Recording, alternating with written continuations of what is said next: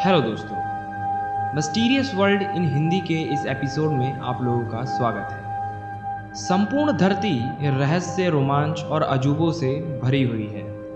कहीं पर प्रकृति के खूबसूरत नज़ारे हैं तो कहीं पर प्रकृति जोखिम से भरी है, जैसे ज्वालामुखी, ऊंचे व भयानक पहाड़, खतरनाक समुद्री क्षेत्र आदि। लेकिन हम किसी प्राकृतिक अजूबे की बात नहीं कर रहे हैं। हम बात कर रहे हैं दुनिया के कुछ ऐसे रहस्यमयी जगहों के बारे में जिनके बारे में आप लोग जानकर हैरान रह जाओगे। दुनिया में वैसे तो कई भूतः खतरनाक और रहस्यमय और रोमांच से भरे स्थान हैं, लेकिन हम आपको कुछ ऐसी रहस्यमयी जगहों के बारे में बताने जा रहे हैं जिनके बारे में आपने शायद पहले कभी नहीं सुना होगा। तो आइए जानते हैं इन रहस्यमयी जगहों के बारे में।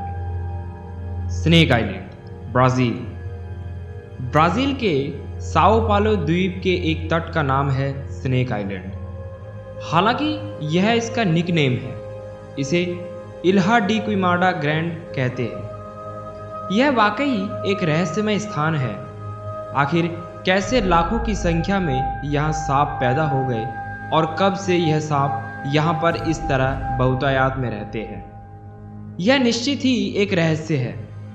यहाँ पर इन सांपों की संख्या इतनी अधिक है कि हर एक वर्ग मीटर में 5 सांप रहते हैं। यहाँ के सांपों की गिनती विश्व के सबसे जहरीले सांपों में होती है। ये सांप यदि किसी को काट ले तो आदमी 10 से 15 मिनट के अंदर मर जाता है।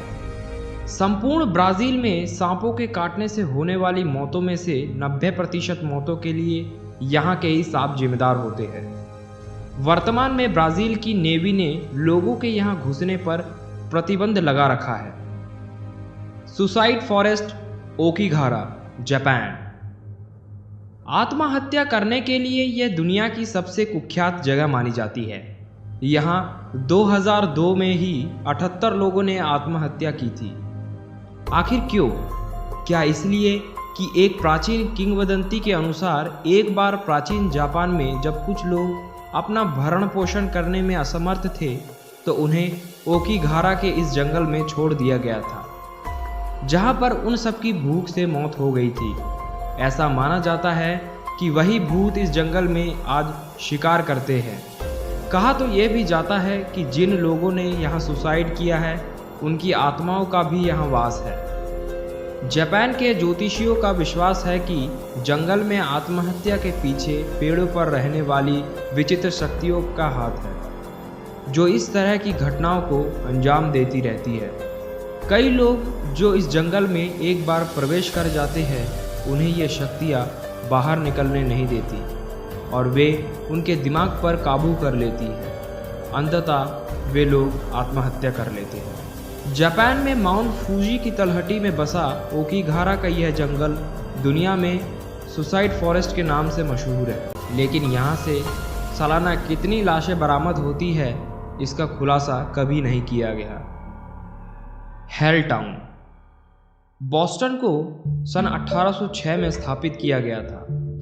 1974 में बिल काउंटी में एक राष्ट्रीय उद्यान बनाने के लिए यहाँ स्थित कई मकानों को ध्वस्त किया गया था। इस अफवाह के बाद कि सरकार यहाँ रासायनिक पदार्थ छुपा रही है, इस शहर को ऐसे ही छोड़ दिया गया। तभी से यह शहर वीरान पड़ा हुआ है, जिसके चलते इसके नरक का शहर होने की धारणा प्रचलित हो गई है। फ्रेंच कैटकॉम्स। पेरिस में ज़मीन से 20 मीटर की गहराई में डिज़ाइन की गई यह जगह कब्रों के तहखाने के नाम से प्रसिद्ध है। यहाँ 60 लाख डेड बॉडीज को संजोया गया है। इस तहखाने को मुर्दों की हड्डियों और खोपड़ियों से करीब 2-2 किलोमीटर लंबी दीवार के सहारे बनाया गया है। यह भयानक स्थान फ्रांस के पेरिस में है। सन 1785 में कब्रिस्तान की कमी के चलते कई लाशों को एक साथ एक गड्ढे में दफना दिया जाता था। फ्रांस की राजधानी पेरिस का कैटकॉम्स लगभग 200 मीटर लंबा है, जहां लगभग 6 मिलियन कंकाल मौजूद है। इस कैटकॉम्ब को बहुत लोग रोज़ाना देखने आते हैं। Island of doll. Mexico city से यह जगह 2 घंटे के सफ़र की दूरी पर है और बहुत खूबसूरत भी है।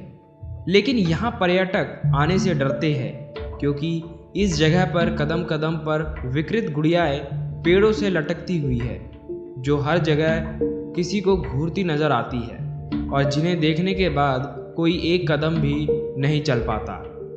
इसके पीछे की कहानी यह है कि डॉन जूलियन सेंटाना अपनी पत्नी सहित इस सुनसान जगह पर रहने के लिए आए थे।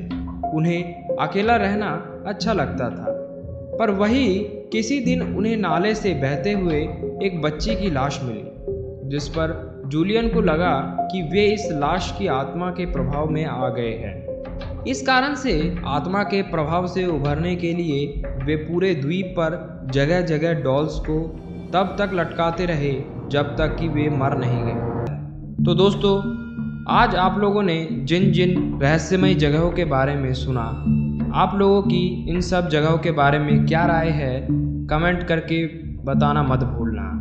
दोस्तों, अगर आप लोगों ने अभी तक हमारे चैनल को सब्सक्राइब नहीं किया है तो चैनल को सब्सक्राइब करके बेल बटन को ज़रूर दबा दीजिए।